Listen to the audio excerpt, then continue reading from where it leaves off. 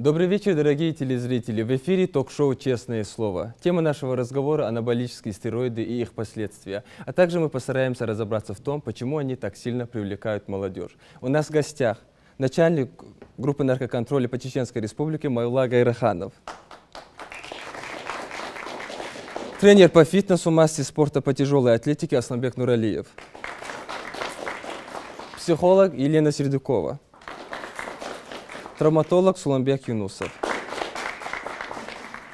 Большинство препаратов, считающихся анаболическими стероидами, были разработаны для вполне определенных медицинских целей. В лучшем случае это противодействие потере мышц у больных ВИЧ или у лежачих больных, в худшем набор массы животными типа лошадей.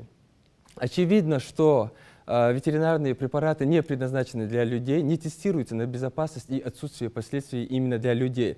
Если даже эти препараты и работают, это вовсе не говорит о том, что они безвредны или их последствия легко устранимы. Давайте в начале нашего шоу ответим на вопрос, что такое анаболические стероиды и как они действуют. Пожалуйста. Анаболики составляют целый список, к анаболическим стероидам относится очень большое количество препаратов. Все это производное синтетического тестостерона, либо препараты, которые синтетически повышают уровень креатинфосфата в мышечной клетке, либо повышают в мышечной клетке уровень всяких разных гормонов, которые каким-то анаболическим процессом участвуют в нашем организме. Посредством этого организм растет.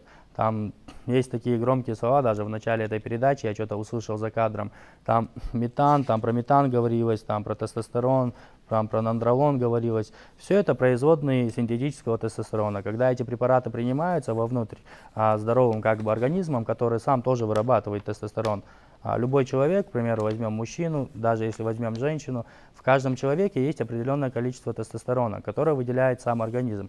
И когда, эти таблетки попадают или инъекции попадают в наш организм, они повышают уровень экзогенного тестостерона. Это синтетический тестостерон, который начинается выделяться из-за того, что мы принимаем эти анаболические стероиды. И, следовательно, уровень тестостерона, который в нашем организме, он начинает уменьшаться. Потому что, к примеру, если в местном производстве есть одна очень хорошая фабрика, когда приходит мощный большой монополист, то работа одного исключается, и организм перестает вырабатывать свои гормоны.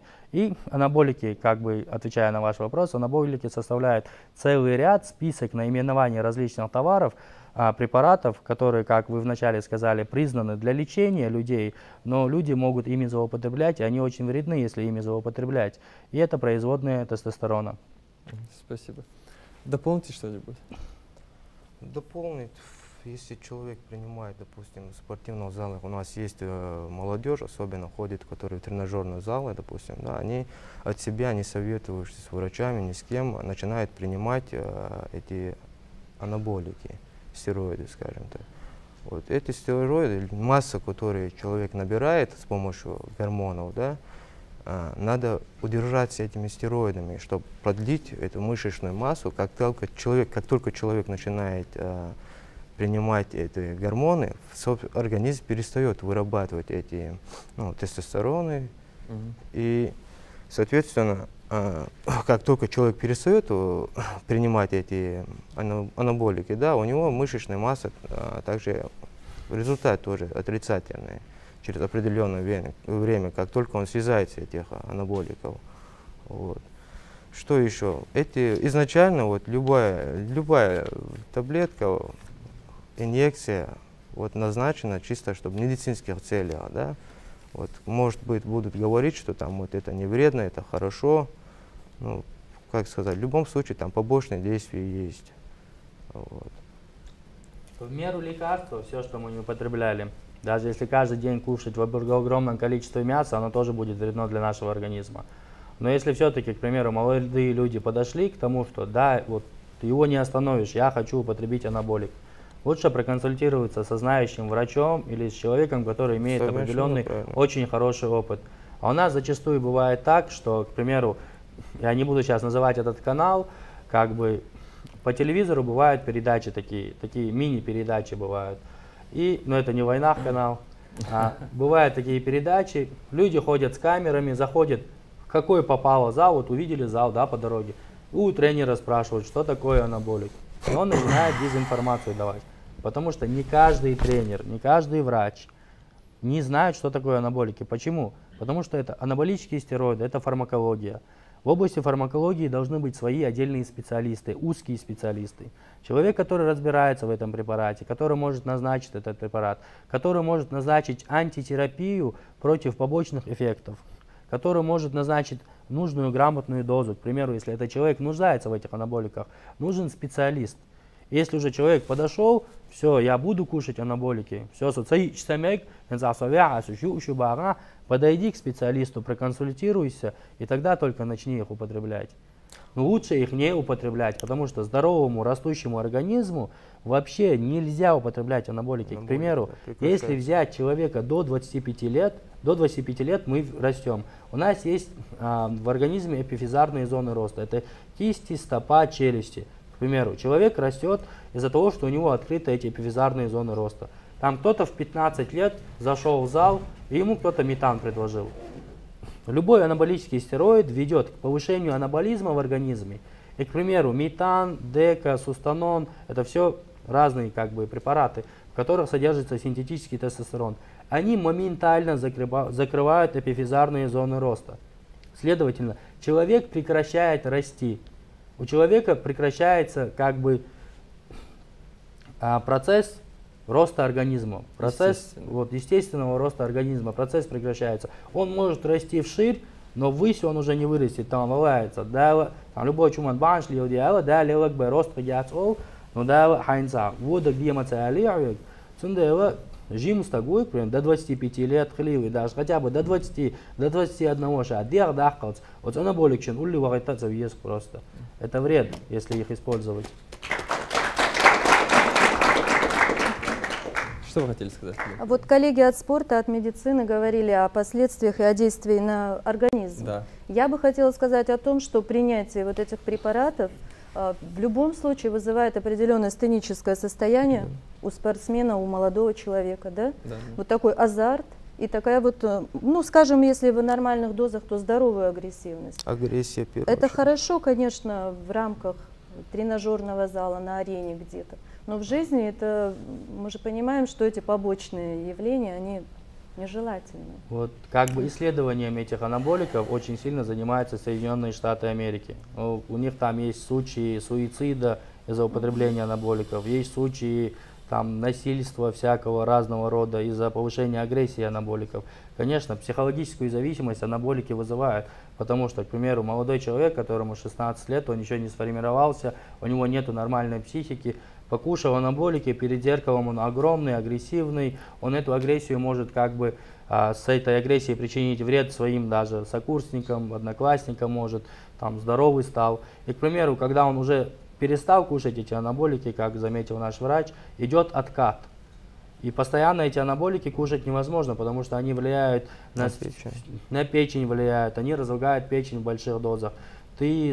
Страдают другие гормоны, эндокринная система, гипофиз страдает, надпочечники страдают. Это вся система, которая вырабатывает все гормоны, которые нашему организму нужны. К примеру, употребление анаболиков вызывает сокращение секреции кортизола. Но если кортизол надпочечниками не выделяется в наш организм не устает. Следовательно, сердце накрывается. Опять-таки, даже сердечно-сосудистая система страдает от употребления. Масса в размерах, и нарушается стенки, эластичность сосудов, так как повышается холестерин в крови. А вот существуют ли легальные стероиды? Мне очень интересно, вот многочисленные интернет-форумы только и делают, что пестят рекламы, легальные стероиды, легальные гормоны спортсменов роста. или для больных, допустим, если онкологическими заболеваниями, при ожогах, больным, которые лежат долгое время в горизонтальном положении, у них так как нарушается кровообращение и иммунитет снижается. Вот этим больным назначали раньше. Вот сейчас у нас больница, не знаю, есть или нет. Легальность анаболиков, ответить, на многих форумах, сайтах, вы, наверное, смотрели, да, это уже сторона наркоконтроля, потому что легальность препарата определяется законом. К примеру, в законе о наркотиках, о всем таком, я корректно точно не знаю, есть 234 статья, которая запрещает сбыт анаболических стероидов. Давайте послушаем. Есть специальный список сильнодействующих веществ, список номер 1. Все, что туда включено, это является запрещенным. Также есть список второй ядовитых веществ. Все, что туда включено, также является запрещенным. Постановлением 964 от 2007 года, 29 декабря, правительство Российской Федерации издало эти списки, они постоянно пополняются. То, что мы сегодня можем считать легальным, завтра может быть оказаться в этом списке и являться нелегальным. Поэтому многие люди, в принципе, покупая энное время стероиды, оказывается, что они совершают преступление. Когда это преступление выявляется, то они подпадают под воздействие 234 статьи Уголовного кодекса, которая говорит, что изготовление, переработка, хранение, перевозка, пересылка сильнодействующих веществ, ядовитых веществ в целях сбыта является уголовно наказуемым преступлением. Такие преступления выявляются и на территории Чеченской Республики. Для сравнения, за истекший период текущего года выявлено всего на территории республики наркополицейскими 297 преступлений в сфере незаконного оборота наркотиков. Из них 103 преступления, связанные со сбытом сильнодействующих веществ, то есть практически каждое третье преступление. Из тех преступлений, которые связаны со сбытом сильнодействующих веществ, 47 преступлений, то есть каждое второе, оно связано со сбытом именно анаболических стероидов. В большинстве случаев там статья 234, часть 1, эта статья не предусматривает, она предусматривает уголовную ответственность, лишение свободы до 3 лет, но в большинстве случаев суды дают либо условное наказание, либо ограничиваются штрафом до 40 000 рублей, либо исправительными работами. А вот стоит ли верить вот этим интернет-рекламам? Ну, мне кажется, мне хочется сказать нашей молодежи, чтобы они не были наивны. Мне кажется, в лучшем случае нам продадут какую-нибудь пустышку, которая не окажет ни вреда, ни пользу. В худшем испортим себе здоровье. Смотрите как, если залезть в интернет и забить просто слово метан, да? Да. Вот я сейчас в Google зайду, забью слово метан, дростенолон, да, метандиенон, высветится сотни разных фирм, которые производят этот метан. В основном все эти препараты где-то в Китае. Есть Европа производит, Китай. В России когда-то было это производство, но сейчас из-за того, что вот ввели статью ограничений, в России не производится большое количество анаболических стероидов. Все в основном в Китае производится, к примеру. И, конечно же, не все фирмы, которые показаны на сайте, вот многие из них просто андеграунды, пустышки фирмы. Там кто-то для себя что-то произвел. Но, к примеру, если взять большие фармзаводы, которые изготавливают тот же аспирин, там ножку изготавливают, там какой-то физраствор делают, они опять-таки делают эти анаболические стероиды. И на каждом препарате, на каждой пачке должна быть соответствующая информация, сайт, это чисто государственное учреждение с лицензией. Лицензия, все. И, к примеру, если у вас какая-то патология, какая-то дисфункция, если у вас дистрофия, если ваш организм не растет, вам врач, там, будь то эндокринолог, будь то уролог, врач вам назначит гормональную терапию. И стероиды – это гормоны. И в этой гормональной терапии будет, к примеру, тот же провирон, это мастеролон. Если у человека уровень пролактина поднят, он просто не из-за употребления анаболиков, из-за чего-либо, он просто из-за какой-то стрессовой ситуации может уровень пролактина подскочить. Врач назначает мастеролон. Но если взять мастеролон, он сегодня подпадает под 234 статью, пункт 1. И он подпадает под Международный олимпийский комитет, под запрещенные препараты, которые вот, Международный олимпийский комитет приравнял к допингу. Вот. И этот препарат человеку, которому назначили лечение, надо где-то достать. Опять-таки он обращается в аптеку. И в аптеке по-любому будут продаваться препараты с лицензией. К примеру, в аптеке можно купить, не знаю как в Чеченской Республике, но в России, в Москве, когда вы куда-то выезжаете, я знаю, что можно купить любой гормональный препарат, если у вас есть рецепт от врача. Это не проблема. То есть получается, Суланбек, что в медицине анаболические стероиды легально используются, да? Ну, легально. Ну, как сказать, легально. Если есть необходимость для назначения, тяжелым больным назначаются. Это и то крайних случаев. Вот, допустим, если человек, допустим, умрет, если не назначит, да, вот тем больным назначают. Кроме вот лекарственных препаратов свободного отпуска, есть лекарственные препараты ограниченного отпуска, то есть рецептурного. Есть лекарственные препараты, которые входят в предметно-количественный учет. И те препараты, которые нужны больному, то они в любом случае через медицинские сети их можно получить. Я просто не рекомендую нашим слушателям покупать стероиды в сети интернет. Был случай, их бывает немало, в принципе, заказывая по сети интернет стероиды, можно их получить из европейских стран. Например, в Молдове, в Румынии, в Польше они не запрещены, находятся в свободном отпуске. И заказывая этот препарат, оказывается, что он направляется из этих стран. У нас был случай в России, что направили из Белоруссии. Кроме того, что это действие подпадает под 234 статью, подпадает еще под более тяжкую статью 188 контрабанда. То есть в этом случае просто условным наказанием либо штрафом не отделаешься, там уже идет довольно серьезное наказание. Контрабанда сильнодействующих веществ. Вот новичку, который только начал заниматься, следует думать не о стероидах, а, мне кажется, о технике тренировок и питания.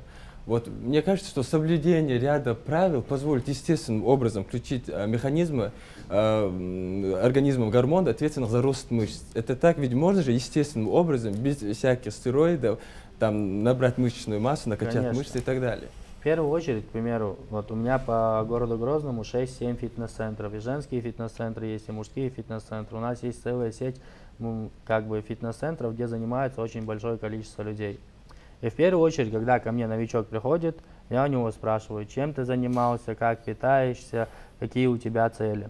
И у большинства молодых людей, которым только 18 лет исполнилось, цель за 1 месяц набрать 20 килограммов мышечной массы. Но это нереально. Это реально, конечно, если ты наглотаешься анаболических стероидов в сверхогромных дозах, что повлечет за собой огромные побочные эффекты, от которых ты на протяжении всей своей жизни даже не избавишься, если в таком возрасте ты передоз анаболиков сделаешь. И таким людям тренера, к примеру, должны объяснять, в первую очередь, там, если кто-то продает эти анаболики, он наживается на этом. Ну, как бы нельзя ставить наживу выше здоровья человека, выше айбусар башва, цунмокшалю ахалкешек. И когда человек заходит в спортзал, ему надо просто объяснить одно просто. Смотри, правильная тренировка, правильное рациональное питание, плюс спортивное питание, аминокислоты, протеин. У многих такой стереотип сложился: протеин, все это анаболик. Протеин — это белок. Он нужен, к примеру. Возьмем курицу, там в 100 граммах курицы 20 грамм протеина. Это белок. Он нужен для метаболизма, для синтеза белков, для синтеза сложных аминокислот, которые не поступают в наш организм там, посредством пищи, или наш организм не синтезирует это все. Есть специальные пищевые добавки, они безвредны в меру. Опять-таки, даже пищевая добавка, употребляя сверх меры, про аминокислоты все слышали, все знают про аминокислоты. Но если аминокислоты употреблять сверх нормы, наш организм начинает выделять аммиак, к примеру. Избыток белка выделяет аммиак, и он травит наш организм. А вот какие вот зарегистрированы побочные эффекты на сегодняшний день? Очень интересно. От анаболиков? Да, чисто от анаболических От анаболиков нарушается функции печени. Полностью функции печени нарушаются полностью. Сердечно-сосудистая система, гипофиз, эндокринная, гормоны половой системы нарушаются полностью. Вызывается бесплодие. Там модер 10 дукка яхка побочный эффект считан. Там то, что с кожей происходит, то, что с своей психикой, с волосами. Побочных эффектов у анаболиков масса. Их просто перечислять, можно энциклопедию написать целую. И каждый побочный эффект будет зависеть от индивидуальности человека. К примеру, каждый человек индивидуален по своему строению. И, к примеру, у тебя одни побочные эффекты будут, у другого другие побочные эффекты. Некоторых может вообще пронести. Есть люди, у которых такой сильный иммунитет, такой сильный организм, что их просто проносит реально. Я знаю таких людей, потому что я не 1 год как бы работаю тренером, я не 1 год работаю в этой сфере. Есть люди, но если новичок пришел в спортзал, в первую очередь я ему советую, даже если ему будут предлагать тренера анаболики, ни в коем случае нет, я не хочу анаболики, максимум я хочу спортпитание и все такое. Елена Федоровна, что вы хотели сказать? Побочными эффектами в психической сфере могут быть и патологическое фантазирование, и вплоть до галлюцинаций. И в таком случае человек становится не только опасен, вред наносит не только себе, но и становится опасен для общества. Да, действительно. А вот Давайте сначала послушаем мнение нашего зала. Как вы относитесь к анаболическим стероидам? Кто скажет? Анаболик вообще. Дайте, пожалуйста, определение, кто может. Что такое анаболики? Мы же слышим, что есть анаболические средства, стероиды, так? И что они где-то относятся к лекарственным препаратам, так, и где-то вот что-то. Ну, сами анаболики, что из себя представляет? Анаболика может быть даже обычный витаминный препарат, который повышает анаболизм в нашем организме. Анаболик. Слово анаболизм. Анаболизм — это ускоренный синтез креатинфосфата, ускоренный синтез мышечной клетки, деление мышечной клетки. К примеру, организм там, в секунду 2 раза делится, да, мышечная клетка. Там происходит определенная гипертрофия, увеличивание мышечных тканей. При употреблении любого анаболического стероида, при употреблении любого витамина, даже при употреблении правильного питания, наш организм сам себя ведет к анаболизму. И все процессы, любой препарат, который вызывает анаболические процессы, это те процессы, которые я перечислил, этих процессов в организме очень много. Любой препарат, который вызывает в организме анаболические процессы, может быть анаболиком. А мы сейчас говорим конкретно о запрещенных анаболических стероидах. Анаболиком может быть и витамин, и аминокислота, анаболиком может быть любой природный адаптоген, даже трава, которую вы собрали, покушали, она даже может быть анаболиком для вашего организма. Спасибо. Елена, расскажите нам о психологической зависимости. Мне кажется, большую роль играет как раз-таки эта зависимость, потому что для людей, принимающих эти препараты, вот, элементарная потеря веса – это уже психологическая травма. Вот, расскажите подробнее об этом. Ну, честно говоря, случаи химической зависимости и физической вот, от анаболиков не отмечены. Как правило, возникает психологическая зависимость. Да. И в данном случае мы можем говорить о психологической зависимости, как о неконтролируемой вот такой самопроизвольной тяге к чему-то или к кому-то. И самое интересное, что специалисты утверждают, что практически каждый 5-й человек на планете потенциально подвержен возникновению какой-либо зависимости. Ну, чтобы мы сейчас немножко расслабились и не переживали очень сильно по этому поводу, я хочу сказать, что вот как раз в эту зависимость могут входить и зависимость от работы, увлечение работой такое чрезмерное, увлечение, привязанность к близким, да, вот, ну, наверное, любовь и привязанность можно тоже отнести к зависимости своего рода. Поэтому, ну вот мы все в какой-то мере подвержены этой психологической зависимости, когда нас неконтролируемо, неудержимо к чему-то или к кому-то тянет. Это может быть и хобби, это может быть и работа, опять же, это могут быть близкие, это вот домашние животные, все что угодно, интересы. Да. Но мы сейчас с вами говорим все-таки о патологической зависимости, которая мешает самому человеку жить и создает проблемы. Этот человек вследствие своей зависимости создает проблемы окружающим. И вот в данном случае, если мы говорим об анаболических стероидах, что они дают? Они дают такой вот моментальный эффект, когда наращивается мышечная масса, да, человек становится крепким, сильным, таким привлекательным, как ему кажется, в глазах окружающих. Особенно это вот подростковый возраст, когда для них очень важно мнение окружающих о них. Поэтому вот в данном случае я хочу сказать, что механизм психологической зависимости, он как раз строится на том, что у человека слабо развита воля и слабо сформирована система ценностей. Если присутствует в данном случае и то, и другое в нужных пропорциях, то у человека такой зависимости не возникнет, потому что у него всегда будет альтернатива, выбор. Да? А что касается волевых качеств, вот, ну, наверное, многие сейчас удивятся, я часто об этом говорю, но тем не менее, волевые качества формируются у ребенка до 4 лет, первичные волевые качества.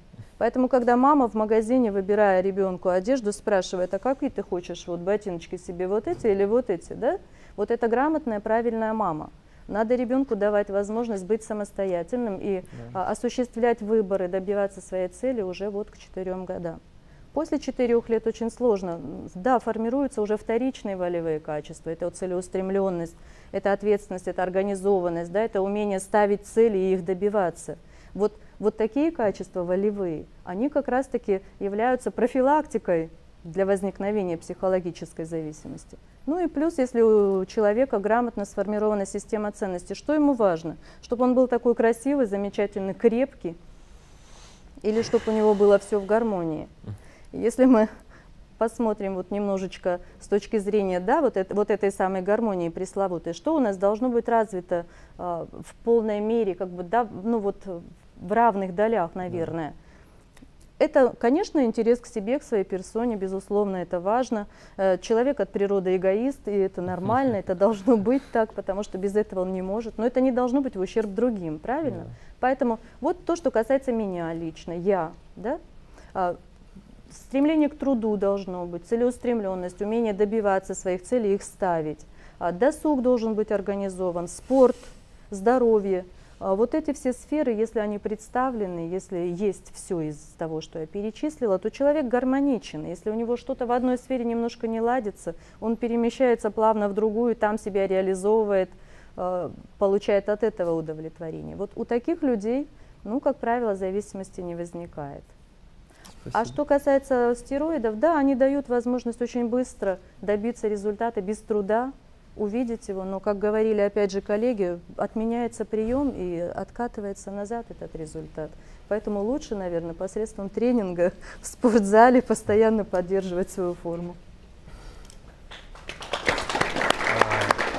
Как бы хотелось бы дополнить, без труда, конечно, даже анаболические стероиды из вас атлета качка не сделает. Трудиться надо в любом случае. Мы, если вот зайти в YouTube, можно увидеть профессиональных бодибилдеров, которые, если у них спросить, никто не употребляет анаболики, на самом деле без анаболических стероидов такую огромную массу накачать невозможно. Но опять-таки они очень сильно трудятся. Вот. А психологическая зависимость анаболических стероидов бывает в том случае, если вот, как я сказал, человек пришел, я не говорю, что их надо употреблять, это вред, это зло. Но если вы пришли к тому, что я буду употреблять анаболики, в первую очередь не собирайтесь в 1 месяц набрать 20 килограммов. Когда профессиональный бодибилдер, который выступает на Мистер Олимпия, который может там в десятку войти на этом зрелище, где огромные деньги и все такое, они, когда в год набирают 5 килограммов мышечной массы, они радуются. Потому что мышечную массу надо набирать постепенно. И опять-таки анаболики, они опять-таки идут всякие классы анаболиков. Там они классифицируются. К примеру, возьмем там метан, он очень вредный. Там у него очень высокая андрогенная активность, менее выраженная анаболическая активность. Вот. И как бы вред организму приносит больше андрогенная активность анаболического стероида. Но есть такие стероиды, к примеру, оксандролон, примаболан. Они вообще изначально были признаны, разработаны итальянской одной фирмой, СПА называется эта фирма, фармакологическая, которая разрабатывает лекарства для очень известных фармакологических мировых компаний. Вот. И эти лекарства были изначально придуманы для употребления женщинами и детьми. И, к примеру, если человек там хочет употребить анаболик, ему надо начать с самого менее безвредного анаболика, к примеру. Вот. И вот как бы сказать, если этот человек находится в профессиональном спорте, вот я понимаю человека, который, находясь в профессиональном спорте, ему надо употребить анаболик, и он станет чемпионом мира. Да, ты жертвуешь своим здоровьем, ты жертвуешь стать жертвой допинг-контроля, жертвой мирового скандала, во всем мире будут писать, что тебя на допинг взяли, ты этим рискуешь, но опять-таки у тебя есть цель стать чемпионом мира. Но когда молодой человек, которому 15-16 лет, заходит в тренажерный зал и просто для себя употребляет анаболики, это неправильно, это аморально, это с точки зрения этики даже не подходит. Потому что для себя нельзя употреблять анаболики. К примеру, один американский институт, в Америке очень много институтов, которые исследуют анаболики, зависимость анаболиков, вообще побочные явления анаболиков. И один профессор из этого института говорит, возьмем олимпийского чемпиона, к примеру, и если ему сказать, вот 10 уколов, вот уколи их, ты следующим олимпийским чемпионом станешь, но после через год ты умрешь. Он возьмет и уколет их, потому что для него вся жизнь заключается в спорте, олимпиада и все такое. Таких людей вообще во всем мире считается употребление анаболиков аморальным. Хотя 80% населения США, они сами признают, употребляют эти анаболики. И когда у людей спрашивают, зачем вы их употребляете, они отвечают, просто для хорошего самочувствия. Ну, в наше время людям легче признаться в употреблении героина, там, не знаю, кокаина, всяких других там, препаратов, нежели признаться в употреблении анаболических стероидов.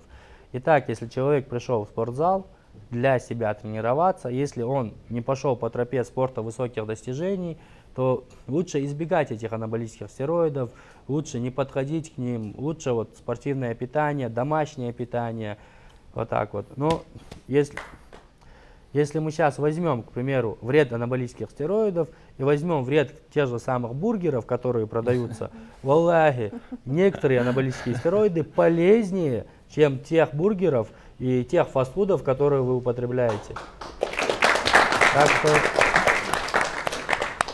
А сейчас мы прервемся на короткую рекламу. Не переключайтесь, оставайтесь с нами. Все самое интересное впереди.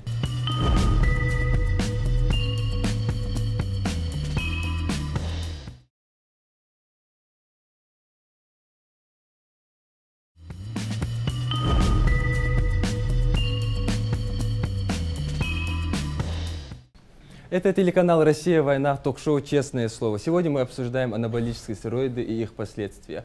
У нас есть возможность послушать человека, который определенное время принимал анаболические стероиды. Давайте послушаем его. Внимание на экран. Впервые в 15 лет я попробовал такой препарат, который, по слухам, делал из простого человека супермена. Этот препарат назывался метан. Он сейчас очень популярен среди нашей молодежи. Попробовав его один раз, я купил себе 100 таблеток, и приобрести его не оказалось уж таким и сложным. В элементарном любом магазине спортивного питания я договорился с продавцом, и этот продавец мне продал эти таблетки. Я сейчас не буду называть его имени, так как я свое лицо тоже скрываю. В итоге, купив этот препарат, я в течение 2 или 3 недель, вот точно не помню, это было очень давно, принял эти таблетки, как посоветовал этот продавец. Результат не заставил себя ждать. Вес начал набираться, мышечная масса тоже начала поступать. Если я до приема этого препарата мог поднять лишь 60 или 50 килограммов, то после приема препарата я мог поднять 100, 150, 110 килограммов. И, естественно, меня это очень обрадовало, и я был этим очень доволен. Но самое сложное в тяжелой атлетике, именно в бодибилдинге, не в тяжелой атлетике, в бодибилдинге, если ты начинаешь заниматься этим, ты волей-неволей заболеваешь этим видом спорта, так как каждый раз, когда ты смотришь в зеркало и любуешься своим накачанным телом, как бы это пафосно не звучало, после того, как ты видишь, что этот препарат тебе дает результат, ты хочешь увидеть, пойти еще дальше, посмотреть, что будет дальше. А что же, если я проведу процедуру еще 100 таблеток? Ну, в итоге я тоже не смог остановиться. После приема этих таблеток мне посоветовали другие таблетки, тоже это в народе его называли розовым метаном, синим метаном, что я только не пробовал. И я не хотел останавливаться. Я был доволен собой. И, естественно, все окружающие меня люди уже восхищались, можно сказать, моим телосложением, то, что я очень хорошо сложен.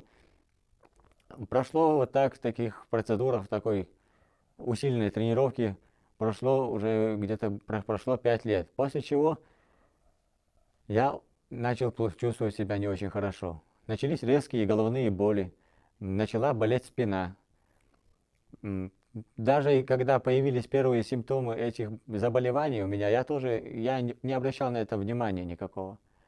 После приема этих метанов и таблеток мне все равно хотелось еще большего. Я на тот момент, когда я соскочил с метана, посчитал, что он уже мне не дает никакого результата, и сколько я его не кушаю, никаких изменений в своем весе я уже не замечал. Поэтому проконсультировался с тем же продавцом этих препаратов, он мне посоветовал делать уколы. Но в итоге я начал уже колоться в мышечную массу, и опять-таки у меня очень страшно повысился аппетит, я просто не мог не кушать в день 5-6 раз. Даже во время сессии или даже во время пары в университете я начинал дрожать от голода. Это очень такое странное чувство. Иногда отпрашиваясь, иногда даже без разрешения преподавателя, я убегал на улицу, ходил в ближайшую кафешку и кушал как ненормальный. 2-3 порции, иногда бывало, что и 4 порции. И самое страшное, что я не наедался. Мне этого было мало. И, естественно, я еще ожирял, и за счет этих усиленных тренировок я расходился. Но те симптомы, которые были до уколов, не только не прошли, но и усилились. Прошло несколько месяцев, и уже из-за систематических болезней спины я решил обратиться к врачу. Врач поставил мне диагноз позвоночная грыжа в нескольких местах, в нескольких позвонках у меня оказалась позвоночная грыжа из-за периодических, из-за того, что я поднимал тяжести. После этого у меня, как я говорил ранее, болела голова. Голова у меня, оказывается, болела из-за того, что у меня ненормализованное давление. То оно у меня повышается, то понижается. Очень резко причем это происходит. И когда это происходит, я бываю, что иногда падаю в обмороки, а иногда, в лучшем случае, я дохожу до стула или нахожу место, чтобы передохнуть и чтобы прийти в себя. И самое обидное, и самое страшное не то, что вот эти заболевания, если бы даже, я бы их, наверное, и вылечил как-нибудь, если бы не одно «но». Весь тот результат, который в течение этих лет я периодическими этими страшными интенсивными тренировками, результат которого я добивался, он прошел в течение нескольких месяцев. Его как бы и не было. Я стал тем же самым человеком, который был 10 лет назад. Но в итоге, как я уже говорил ранее, мы пришли к тому, что я на сегодняшний день являюсь инвалидом. 25 лет. Я не могу не бегать быстро, так как давление подскочит. Я не могу поднять тяжести, как у меня позвоночная спина и грыжа. Я не знаю, как я буду дальше жить. Но я пришел сюда специально для того, чтобы обратиться к жителям, к нашей молодежи. Не все золото, что блестит. Не надо поддаваться на эти провокации. Этот метан, донабол, анаболики, все эти стероиды, вот по моему мнению, вот не знаю, насколько оно для вас или для кого-либо значимо, но по моему мнению, они просто созданы для того, чтобы уничтожить поколение.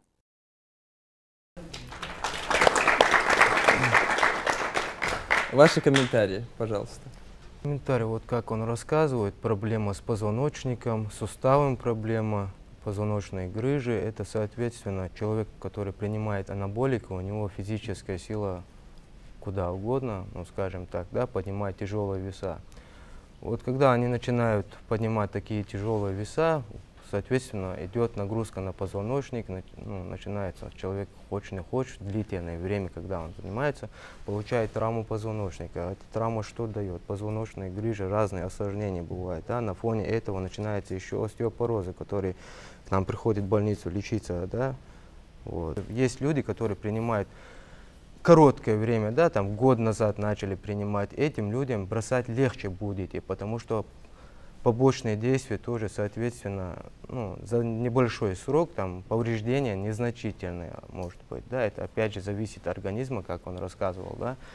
Но если человек принимает долгое и длительное время побочные действия, которые он говорит, цирроз печени, там вот эти побочные действия, нагрузка на печень, это тех людей, которые длительное время принимали эти анаболики, вот.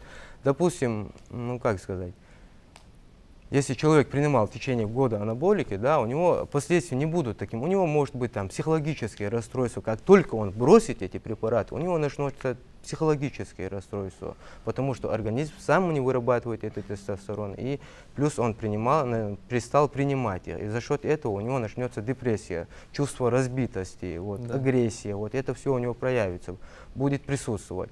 Но это через определенное время это пройдет. Организм, опять же, если он не принимал их годами, да, организм опять же начнет вырабатывать тестостерон, гормоны. Без этой химии, без этой химии это все восстановится, я хочу сказать.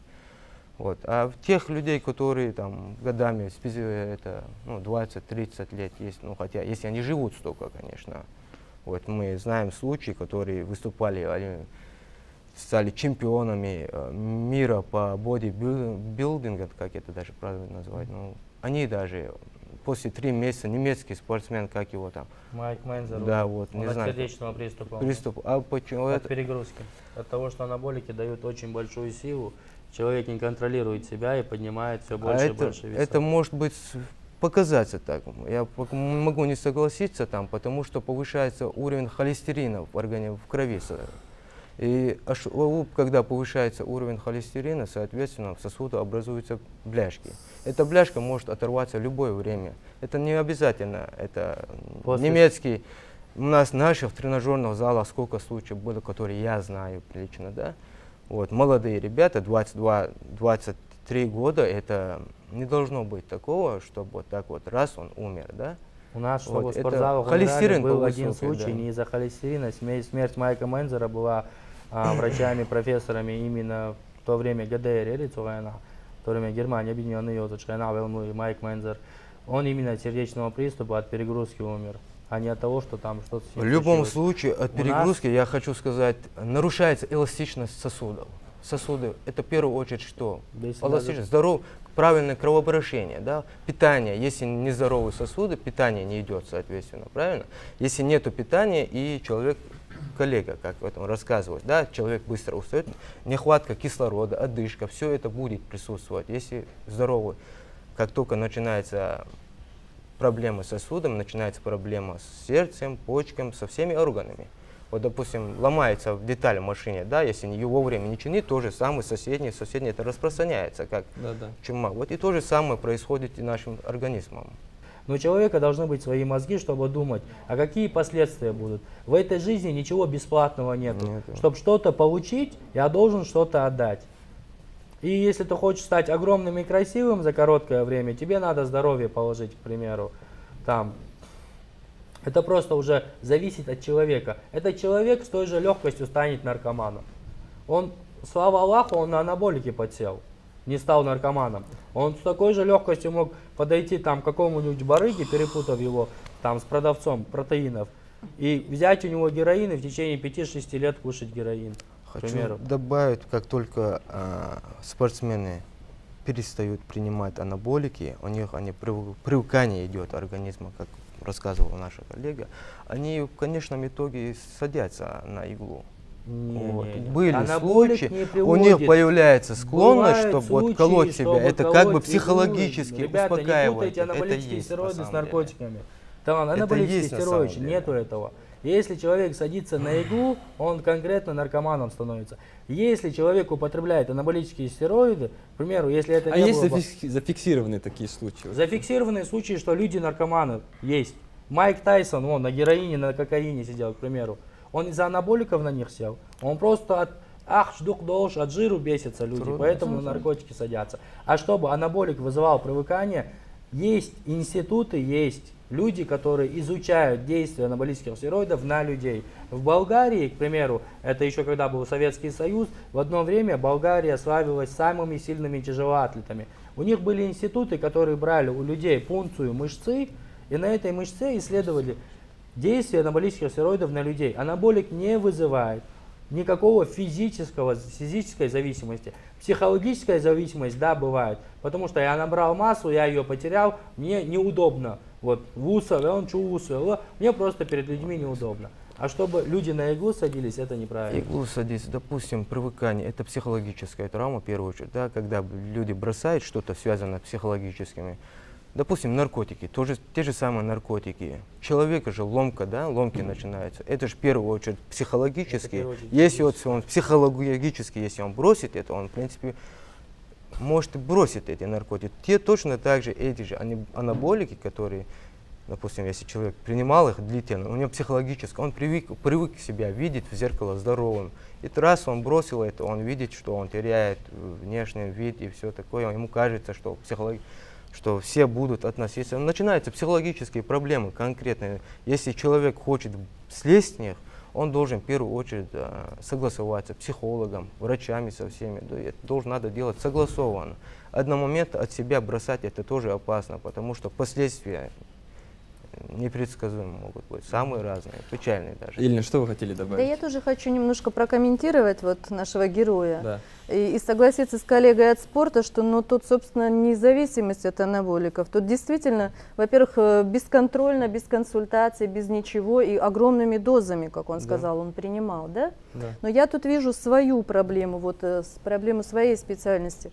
Мне кажется, что у человека совершенно, вот о чем я говорила в начале, нет ни воли, ни цели, нет ни контактов. Он не научен с кем-то обсуждать свои проблемы, он не научен их каким-то образом последовательно решать. Он увидел вот такой легкий путь, ложный абсолютно, и вот решил, что таким образом он справится.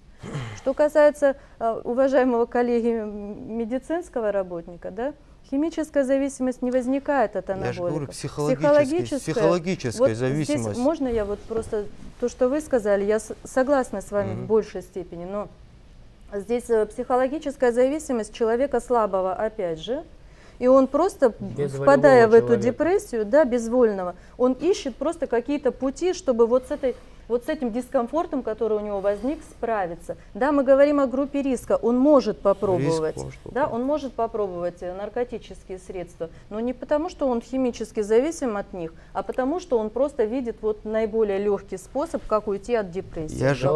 Я же подчеркнул, что у людей начинается, привычка колоть что-то, этим они успокаивают себя психологически. В этом я с вами согласна. И поэтому они как бы переходят на это, я же это говорю.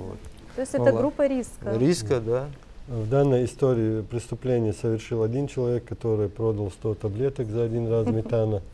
Метан входит у нас в список сильнодействующих, как мы уже говорили. Он совершил тяжкое преступление. Для сведений для наших слушателей, в любой таблетке бывает какая-то часть анаболического вещества тестостерона, либо метангенона. Там может быть 100-я часть, 500-я, в зависимости. Но считается сильнодействующим весь препарат. То есть, продавая 100 таблеток, человек совершил преступление по части 3 статьи 234. Сбыт сильнодействующего вещества в особо крупном размере, там идет ответственность лишения свободы до 8 лет. То есть, если части касательно первой части этой статьи у нас суды не дают наказания в виде лишения свободы, то по части 3 человек обязательно окажется в местах лишения свободы. Давайте послушаем мнение нашего зала. Представьтесь. Меня зовут Иман, я учусь в ЩГУ, и что я хотела сказать? Мы называемся человек разумный, правда же? Почему на сегодняшний день мы, здравомыслящие люди, мы не можем обратиться к учебникам, к книжкам, к справочникам? Почему молодой человек сегодня позволяет себя одурачить в прямом смысле слова? Почему мы не можем сопоставить за и против, сделать какие-то выводы? Почему мы слушаем, а не сами читаем, изучаем, что полезно для нашего организма, что нет? Просто парень, которого сейчас показывали, он действительно совершил глупость. Я полностью согласен с этой девушкой. Я просто посчитала, что все-таки вопрос как-то более личностного характера, если позволите, я отвечу. Пожалуйста. Я очень рада, что Иман ставит такие вопросы перед собой. Я рада за тебя, и это тебя характеризует как личностно зрелую девочку. Но вот этот молодой человек, он просто не умеет отделить существенное от несущественного. Его не научили, видимо, находить самостоятельно ту информацию, которая ему полезна и нужна. Вот он вот так вот посчитал, что ему это будет легко, доверился первому встречному. За тебя я рада. Если зайти на сайт, к примеру, SportWiki, и забить там в поиске любой препарат, без разницы, препаратов с разными названиями, с торговыми названиями, но действующее химическое вещество у них либо метан, либо тестостерон, либо другие виды нандролонов и все такое. На любом сайте, где продается анаболик, есть статья про анаболики. И там не врут, там говорят правду. Там говорят о побочных эффектах. И то, что мы сейчас рассказываем, это просто цветочки. Там описывают вплоть до раковых опухолей, если вы будете употреблять анаболические стероиды. Они их продают. Вот когда сигареты продают, на них написано, может быть рак легких, курение убивает. Точно так же, когда на сайтах люди продают анаболики, в аннотациях этих анаболиков написано, что они вредны, что они, вот то, что этот парень перечислил, это еще ерунда, побочные эффекты. Все эти побочные эффекты описываются. Как эта девушка сказала, если мы люди разумные, мы должны отличить, что для меня хорошо, что для меня плохо. Опять-таки, человек, который, не думая, бросился там покупать анаболики и в течение 5 лет, не думая, кушал их, просто из-за того, что он огромный и сильный становится, пускай посоветуется с этим продавцом, пусть с обрыва прыгнет, может здоровее станет или летать научится. Ну, серьезно, это уже психологически неуравновешенные люди. Добавлю, вот, допустим, сигарета, да, человек при желании может бросить курить. А вот анаболические стероиды, они как бы, может быть, действительно человек задумался, да, понял, что это вредно, да, для организма, это уже начал он ощущать это, как это, да, но он уже поздно, да, бывает ситуация, что не может вот так вот взять и бросить, да, поэтому вот пишется там и здесь противопоказания, это юридические люди, которые выпускают это, себя защищают таким образом, что вот там написано. А ни один человек, который принимал эти анаболики, да, вот он скрывает свое лицо, который вот в тренажерных залах, там, спортсмены, они не говорят о побочных действиях, они говорят, какие плюсы, скрывают тщательно вот побочные действия. В первую очередь показывают, какие мы сильные, а вот побочные действия, их на заднюю планку. Вот это. Про них надо говорить в первую очередь. Вопрос, да. знаете, вот возник, я когда слушала, думаю, вот он в пустыне живет, он сирота, он вообще... Где люди? 15 лет человек начал принимать бесконтрольно, совершенно в огромных количествах. Где его родители, где его близкие, где те, кто рядом с ним? Неужели это не было видно? Опять же, это будет зависеть, если он в ранние сроки, допустим, начинает принимать, это побочный эффект будет более выраженный, и заболевания могут появиться самые необратимые. Допустим, 30 лет уже скелет формировался, у него органы все уже вот, получают все, что у него побочный эффект будет меньше, чем у камеры. Я, к примеру, смог бы сюда привести человек 100 минимум людей, которые употребляли анаболики, слезли с них. Вот как врач Саламбек, вот он постоянно хочет оттолкнуть к тому моменту, что с анаболиков нельзя слезть. Валлахи, сигарета вызывает физическую зависимость, потому что в сигарете есть никотин. И бросить просто психологически сигарету невозможно, потому что твой организм требует эту сигарету. Я бы сюда привел бы сотню людей, без камеры они поговорили бы, всем объяснили бы, сказали бы, да, я лично употреблял анаболики, и я их с легкостью бросил. Люди, у которых вызывают анаболики физическую, то есть психологическую зависимость, если их отдать психологам, чтобы они их изучили, у этих людей есть психологические отклонения с раннего возраста. В Соединенных Штатах Америки, где население в 2 раза больше, чем у нас в России, где спорт развит намного больше, и спортсменами являются все люди, которые где-либо учатся, где-либо находятся. На всю Америку был один случай суицида, когда человек повесился из-за того, что он употреблял анаболики, потом у него откат произошел, там в колледже его подкалывали, типа ты здоровый был, теперь слабый. На 300 миллионов людей один человек повесился. Потом, когда врачи начали изучать эту патологию, почему, действительно ли виноваты анаболики? Нет, здесь не виноваты анаболики. Просто я не защищаю анаболики. Я говорю про то, что каждый человек должен трезво понимать, что есть зло. Зло есть то, что у тебя в голове не все шарики в порядке, не все фазы перемыкаются. Это есть зло. Человек, не употребляя анаболики, может быть агрессивным, пойти там кому-то навалять из-за того, что кто-то слабый.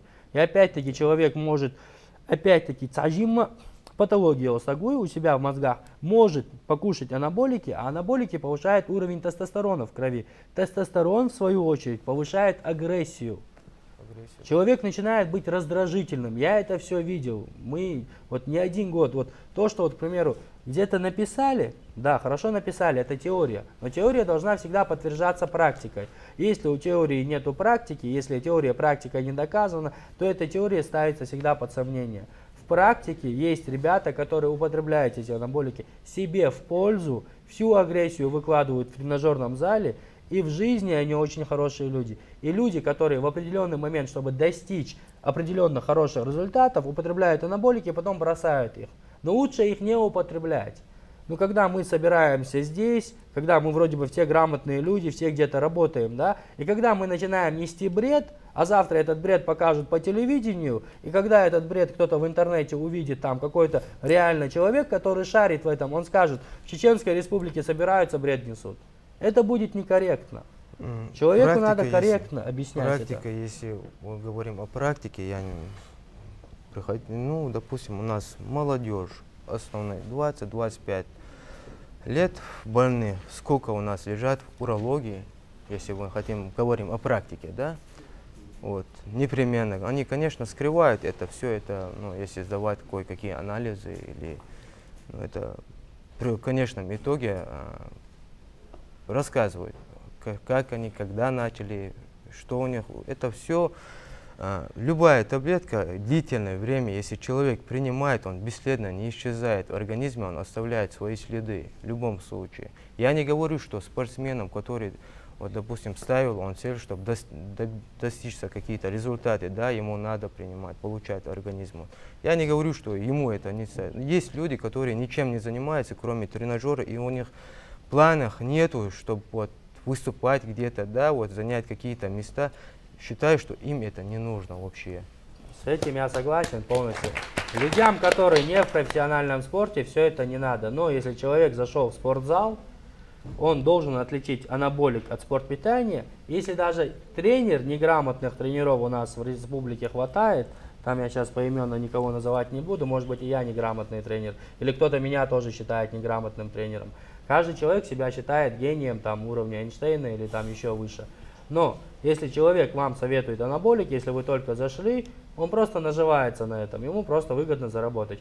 Ну, вы сами зашли в спортзал, вы тренируетесь. Тренироваться без правильного питания вредно, сразу говорю. Потому что идет истощение. Истощение организма да, идет. К примеру, человеческий организм, организм мужчины возьмем, точно так же и к женщине это относится, вырабатывает определенное количество тестостерона. Этот уровень тестостерона рассчитан для чего? Для обычной жизнедеятельности. Пришел на работу, пошел, сел, там, прилег, там, поплавал, пробежался 100-200 метров. На это все хватает нашего нормального уровня тестостерона. Но когда человек начинает заходить в спортзал и поднимать тяжести, когда он себя 2-3 часа изнашивает, уровень тестостерона, который нужен для обычной жизнедеятельности, уходит на восстановление мышечных волокон, которые пострадали во время тренировки. Следовательно, уровень тестостерона в организме здорового человека, который усиленно тренируется. Я не говорю про физкультуру, я не говорю про любительский фитнес, я говорю про спорт, про тяжелый спорт, там, про это. И когда человек без всяких добавок пищевых, они полезны. Нету вреда в аминокислотах, нету вреда в креатине в меру использованном, нету вреда в белке. Это все в магазинах, везде по всему городу продается, никаких претензий к ним нету. Опять-таки, ты идешь покупать там килограмм мяса, ты заходишь, покупаешь килограмм протеина. Это спортивное питание для спортсменов. Как обычные люди употребляют там мясо или там творог, или какие-либо другие белки. Вот и все. Что вы хотели сказать? А вы когда-нибудь принимали анаболики или было Принимал желание? ли я анаболики? Это такой сугубо личный вопрос, к примеру, я говорю. Я чемпион мира по жиму лежа, к примеру. Ну, я выступал там, сдавал допинг-контроль.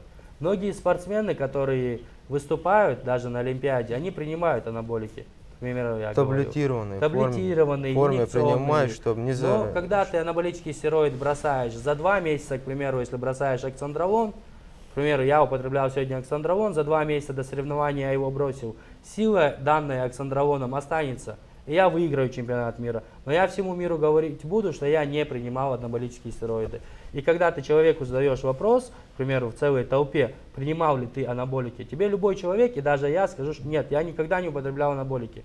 Я всегда спорт питания ел, я аминокислоты ел и все такое. Но если ты ко мне тет-а-тет подойдешь и скажешь, да ласоваш,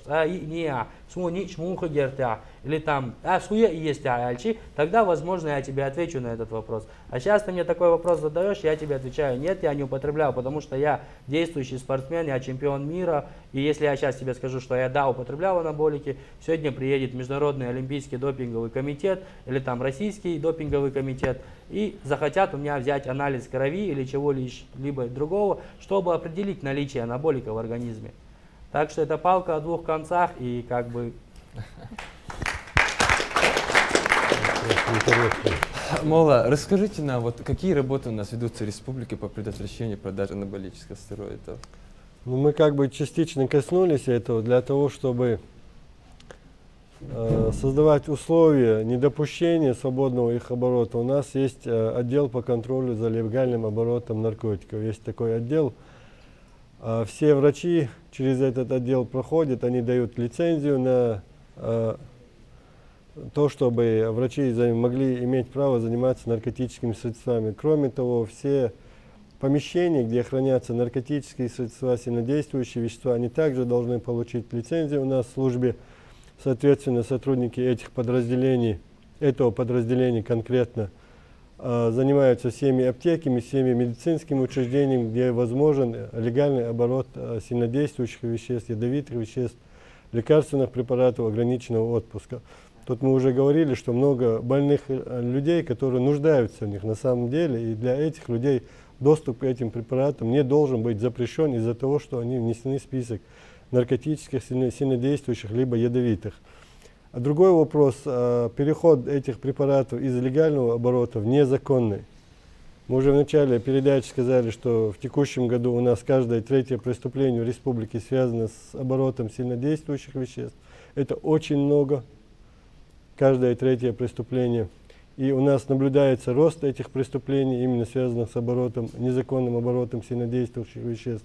Любой действующий сотрудник в этой области скажет, что 234 статья, она самая сложно доказуемая. То есть по этой статье очень сложно привлечь к уголовной ответственности человека, потому что необходимо доказывать факт сбыта. Это очень сложно доказывается. Но тем не менее у нас каждое третье преступление связано в республике, выявленное со сбытом сильнодействующих веществ. И из них, из числа выявленных, каждое второе преступление связано со сбытом именно запрещенных стероидов, анаболических веществ.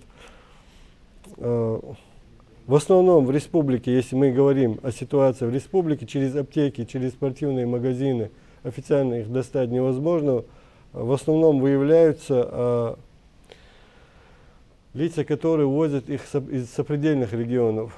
Ставропольский край, Республика Дагестан, и выявленные преступления, они как бы в большинстве случаев на границах республики. То есть люди привозят, там же делают попытки сбыта. В принципе, оборот их большой, мы если обсуждаем это сегодня, значит, этот оборот есть, но не все вещества внесены в список сильнодействующих, то есть то, что туда не внесено, оно может официально продаваться и через магазины. Но в данном случае речь идет о метане, он запрещен. Он очень популярен в республике, и препарат Данабол, практически там 90% всех выявленных преступлений не связаны вот с оборотом метана, и Данабол, он как бы... Уважаемые гости, скажите, пожалуйста, какие меры нужно принимать и вообще какие работы нужно делать, чтобы наша молодежь росла здоровой? Во-первых, надо делать агитацию среди молодежи. К примеру, корректные в этом люди, корректные, подчеркну, корректные именно. Потому что человек, который не знает ничего про анаболический стероид, если у него нет знания, то он никакую агитацию провести не сможет. К примеру, позавчера наш президент выступал по телевидению, и он про ремень говорит. Наш президент рассказывает про ремень, что ремень надо застегивать. И на следующий день, когда я выезжаю в город, я был очень приятно удивлен. Знаешь чем? Тем, что там велась агитация. Рейды ГАИ были, рейды муфтията были. И человек с муфтията ко мне с улыбкой подходит и говорит: «Саваш, татасаха ремень. Валлахи, ремень хаес, датес нас». Он хасхиецо, гаишник, он сразу протокол Цаязина. К примеру, велась агитация людей, чтобы человек сам самовольно пришел к тому, что надо одеть ремень. К примеру, такие агитации надо вести, в институты выезжать там, не знаю, спортивные мероприятия делать. Там где-то, если культ массовое мероприятие проходит, если эта тема реально остро стоит, я не думаю, что эта тема столь остро стоит. То, что этот человек рассказывал, по большей степени, это его личные проблемы из-за того, что он неадекватен, он пришел к этому. Но если эта тема реально остро станет в нашем регионе, там, в нашей республике, просто делать мониторинг. В первую очередь объяснять людям, что это нельзя, что это вредно. Приводить примеры, почему это вредно, приводить примеры, почему это этически нехорошо. Вот с помощью психологов, с помощью агитаторов, там, объяснять надо людям, а не наказывать, не выявлять. В первую очередь умное государство должно агитацией показать, донести до человека, что это нельзя. А потом, если человек после этих агитаций опять-таки этим занимается, тогда уже надо какие-то более жесткие меры принимать. Пожалуйста, Мол. В целях профилактики правонарушений, преступлений, связанных с незаконным оборотом сильнодействующих веществ, в данном случае анаболиков. В Чеченской Республике издан межведомственный приказ УФСКН, РФ-ПЧР, МВД-ПЧР, подписали 2 министра, создана сводная рабочая группа, которая ежегодно, 2 раза в год совершает оперативно-профилактические мероприятия. Есть списки всех магазинов спортивного питания, списки всех фитнес-залов, есть оперативные сотрудники, которые курируют это направление. Посещаем, в большинстве случаев идет разъяснительная работа, в случае выявления преступлений, соответственно, составляются материалы, возбуждаются уголовные либо административные дела. В этом плане по соблюдению законности в республике по обороту стероидов, там создан комплекс мер, он реализовывается, и эти мероприятия ежегодные, как я уже сказал. Кроме того, есть оперативный состав, который постоянно ориентирован на выявление преступлений в сфере незаконного оборота сильнодействующих веществ. 2 года назад была поднята эта тема, мол, это помнит. 2 года назад я помню, что я тоже был в этой студии, была эта же самая передача, велась такая же тема. И все начали путать спортивное. Тогда была тема стояла в том, не о вреде анаболиков, а о том, что люди путают спортивное питание с анаболиками. И мы людям объясняли, что такое спортпитание, мы объясняли, что такое анаболики. Анаболики это плохо, спортпитание это хорошо. Еще люди путают, к примеру, не все, что запрещено допинг-контролем, попадает под 234 статью. В 234 статье, там много пунктов, но эта статья в себя вмещает все сильнодействующие вещества. Туда, кроме анаболиков, входят еще многие другие медицинские препараты, которые сильно, очень сильно влияют на человеческий организм, вызывают какие-то патологии и все такое. Это те лекарственные средства, которые из аптеки могут выпускаться только с помощью рецепта врача. Если завтра аптека выпустила, к примеру, отпустила пару ампул сустанона, у аптекаря должна быть квитанция, квиток от врача с печатью, все такое, и только по предъявлению этого рецепта от врача, у наркоконтроля не будет никаких вопросов к аптеке. И не все, что запрещено Международным олимпийским комитетом, является анаболиками. Международный олимпийский комитет в допинг-контроль даже входит кофеин. Перед выступлением на спортивной арене, если ты олимпийский чемпион, тебе даже чашку кофе нельзя выпить. Но это не значит, что ты употребляешь анаболики. За кофеин, к примеру, на полгода дисквалифицируют, а за анаболики на 2 года дисквалифицируют. Так что надо отличать добро от зла. Списки допинг-контроля, это не то же самое, что и список сильнодействующих веществ. Да, некоторые люди, официальные чиновники, сотрудники правоохранительных органов это путают. Но те сотрудники, которые работают в данной сфере, они четко знают, что все, что не внесено в список сильнодействующих веществ, оборот их не является преступлением в данном случае в сфере оборота спортивного питания, стероидов и так далее. И есть институты, которые сидят над тем, что, к примеру, занесли в допинг или в 234 статью определенный препарат, они берут какую-то цепочку, меняют, название меняют, и все. Этот препарат уже является легальным. И только через некоторое время, когда его Международный олимпийский комитет посмотрит, выявит, дисквалифицировать человека он не сможет, потому что этот препарат не был занесен в список запрещенных препаратов. И потом этот препарат опять-таки же попадет под 234 статью. И в каждой стране, к примеру, возьмем Молдову, Румынию, Белоруссию, там вообще нету понятия нелегальных анаболиков. Там анаболики легальны.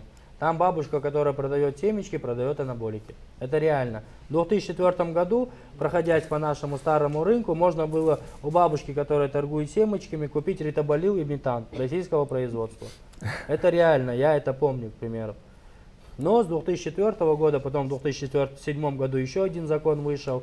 Эти средства стали незаконными, поэтому в нашей стране, в России, по нашему действующему законодательству, эти препараты считаются нелегальными. И их оборот запрещен и карается законом лишением свободы, в зависимости от тяжести преступления.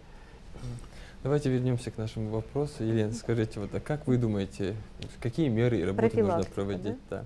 Мне кажется, что сначала нужно все-таки отделить нам профилактические меры среди молодежи, и не говорить о людях, которые профессионально занимаются спортом, и которые, даже если и принимают анаболики, то это все происходит под контролем и тренера, и врача. И, в общем-то, поэтому мы об этом не говорим сейчас. Мы говорим о молодых людях.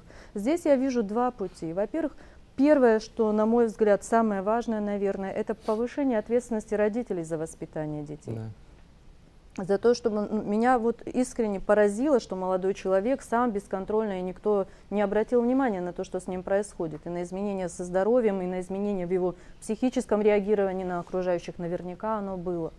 Вот. Поэтому это самая важная мера, наверное, все-таки ответственность родителей за воспитание. Ну а второе – это популяризация спорта.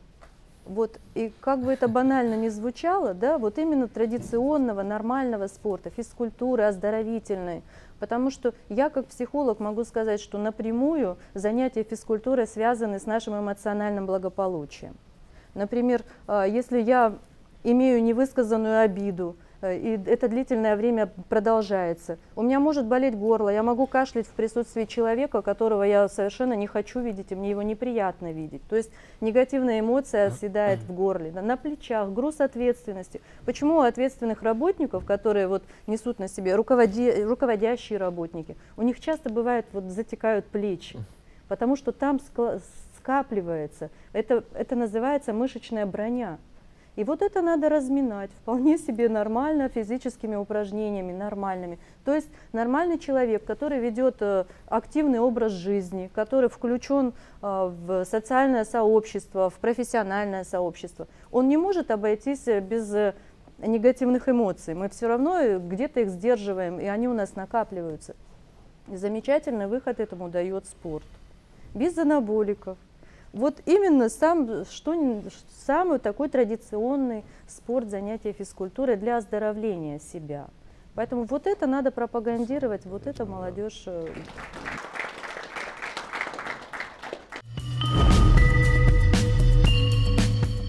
Основной причиной возникновения неизлечимых заболеваний является чрезмерное и продолжительное употребление химии. Прежде чем начать употреблять анаболические стероиды, стоит задуматься над тем, что вам важнее – мимолетный успех в каком-то виде спорта или же полноценная и счастливая жизнь на протяжении долгих лет. Самое дорогое для человека – это жизнь, но и она неполноценна без здоровья. Быть человеком в полном смысле этого слова и быть здоровым – это высшее достижение на земле. Будьте здоровыми и людьми, чтобы творить хорошее, полезное и доброе. Будьте здоровы. На этом время нашего эфира подошло к концу. Спасибо за внимание. Адикел Маша.